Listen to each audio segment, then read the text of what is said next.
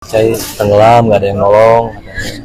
Terus saya bilang video call. Pilu, kesaksian Yadi, Wox, ex Mata Band lihat anaknya tenggelam, Kaisar Akira meninggal saat study tour. Musisi Yadi Bahman alias Wox, mantan drummer Mata Band menceritakan bagaimana dia menyaksikan anaknya Kaisar Akira Aiman 17 tenggelam di Kelingking Beach, Nusa Penida, Bali, Rabu tanggal 30 Oktober tahun 2024.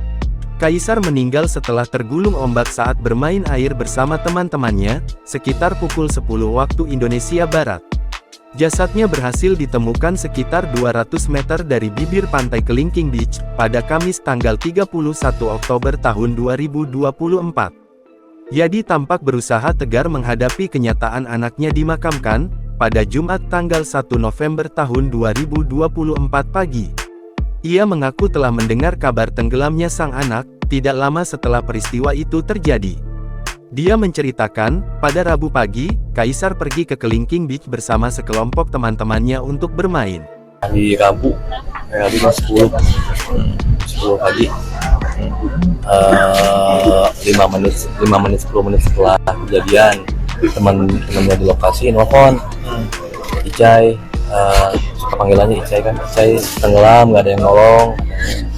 Terus saya bilang video call. Jam 12 siang saya dapat telepon dari teman anak saya, ngabarin kalau anak saya ke tengah pantai, kata Yadi dalam wawancara virtual, Jumat tanggal 1 November tahun 2024. Bahkan ia meminta teman anaknya untuk video call. Yadi melihat Kaisar sudah meminta pertolongan karena tergulung ombak. Karena posisi Kaisar di tengah pantai, teman-temannya tidak berani membantu. Waktu video call masih terlihat dan mencoba ke atas.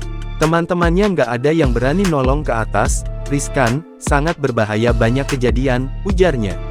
Yadi menyampaikan, 1 jam kemudian, tim SAR datang untuk berusaha menyelamatkan.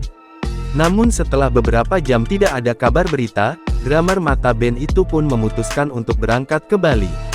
Dan setibanya di Bali, Yadi tidak langsung bisa nyebrang ke Nusa Penida pada Rabu malam dan harus menunggu hingga pagi. Ketika sampai di Kelingking Beach, bertemu tim SAR, 10 menit kemudian, ada mayat terapung. Ketika dilihat pakai kamera, benar itu muka anak saya dan tim SAR langsung mengarah ke jenazah itu. Pas disamperin ternyata benar itu anak saya, sambungnya. Yadi mengakui, ia bersama tim SAR membawa jenazah Kaisar ke rumah sakit.